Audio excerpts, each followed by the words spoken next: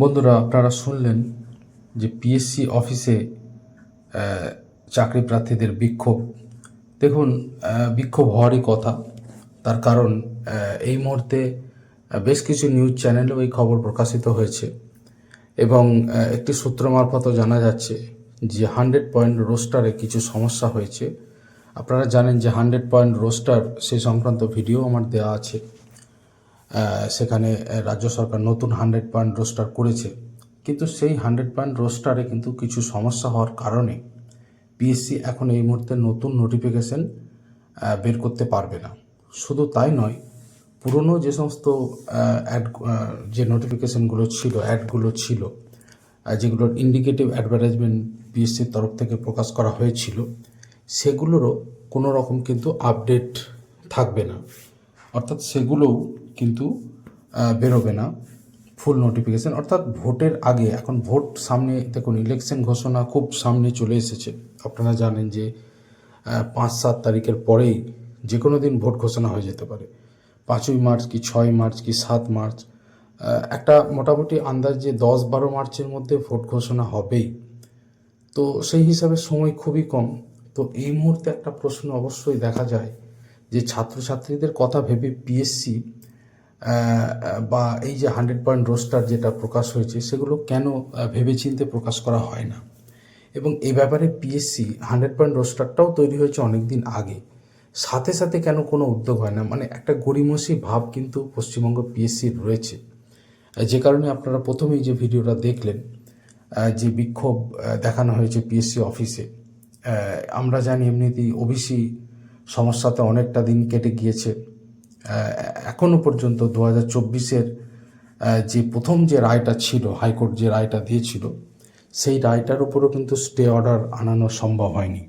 অর্থাৎ প্রথম যে রায়টা ছিল, যেখানে বলা হয়েছিল যে পশ্চিমবঙ্গে 2010 সালের পরে সমস্ত ওবিসি যে ক্যাটাগরিগুলো, ক্লাসগুলো রয়েছে, সবকটাই অবৈধ বা বাতিল।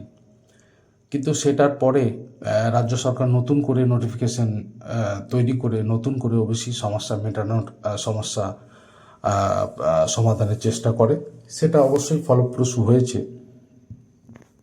যদিও সেটার উপর আপনারা জানেন যে স্টে অর্ডার পড়ে গিয়েছিল কলকাতা হাইকোর্টের তরফ থেকে। কিন্তু যাই হোক, সুপ্রিম কোর্ট শেষমেশ সেটার উপর আবার স্টে অর্ডার দিয়েছে। এখন সেই ওবিসি বৈধ। কিন্তু 2024 সালে যে বা আরও আগে 23-22, সেই সময় যারা সার্টিফিকেট পেয়েছিলেন, প্রত্যেককে সার্টিফিকেট রিভ্যালিডেট করতে হচ্ছে।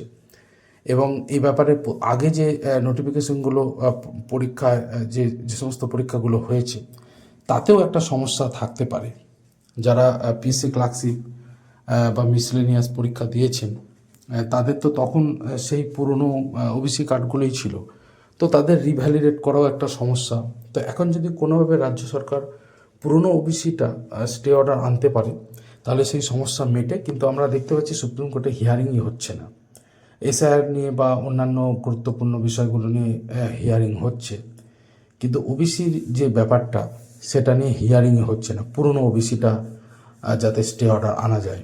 তো এটা একটা বিরাট সমস্যা হয়ে গিয়েছে। তো এর সাথে আবার পিএসসি ক্লার্কশিপ, মিসলেনিয়াস বা ইন্ডাস্ট্রিয়াল ডেভেলপমেন্ট অফিসার, যে সমস্ত সাধারণ পরীক্ষাগুলো, বা রাজ্য সরকারি গ্রুপ ডি পিএসসি যদি নিয়োগ করবে, এরকম একটা খবর পাওয়া গিয়েছিল। পরে জানা গিয়েছিল যে স্টাফ সিলেকশন কমিশন, আমরা জানি পশ্চিমবঙ্গ স্টাফ সিলেকশন কমিশনকেও গঠন করা হয়েছিল। সেখানে বলা হয়েছিল যে ক্লার্কশিপ বা গ্রুপ ডি মতো পরীক্ষাগুলো তারা নেবে। কিন্তু সেই PSC staff selection commission west বেঙ্গলকে গঠন করা হলেও তার চেয়ারম্যানও সম্ভবত নিয়োগ হয়েছে। বিবেক সহায় বোধহয় সম্ভবত তার চেয়ারম্যান হয়েছিলেন। কিন্তু আশ্চর্যজনকভাবে স্টাফ সিলেকশন কমিশনের বাকি প্রসেস কিন্তু এগোয়নি। এর ফলে পিএসসিতেও এত সমস্যা চলছে, তাহলে চাকরি প্রার্থীদের কী হবে? স্বভাবতই কিন্তু একটা ক্ষোভের চেহারা কিন্তু নিয়েছে ছাত্রছাত্রীদের মধ্যে, কর্মপ্রার্থীদের মধ্যে, এবং তাও সেটা ভোটের আগে। তো অবশ্যই এই বিষয়টা আমার কাছে অত্যন্ত তাৎপর্যপূর্ণ মনে হয়েছে, আমি সেই জন্য আপনাদের সামনে রাখলাম। বেশ কিছু সমস্যাতে পিএসসি জড়িয়ে রয়েছে এবং চাকরি প্রার্থীরাও সেই জন্য কিন্তু সমস্যায় পড়ছেন। 2024, 2025, 2026 ছেড়ে দিন, 2024-এর ডব্লিউবিসিএস হয়নি, 2025-এরও ডব্লিউবিসিএস হয়নি।